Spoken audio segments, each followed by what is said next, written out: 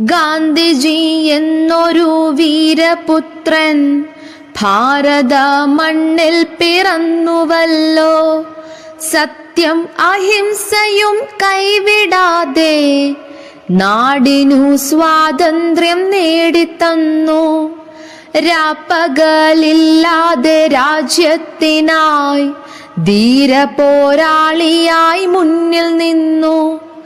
തോക്കും ജയിലും ഭയന്നിടാതെ ഭാരത നാടിനായി പോരാടി താൻ.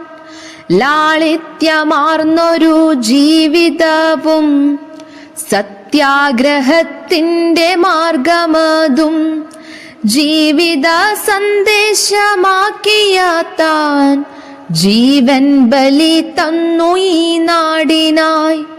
മായാതെ മറയാതെ തന്നോർമ്മകൾ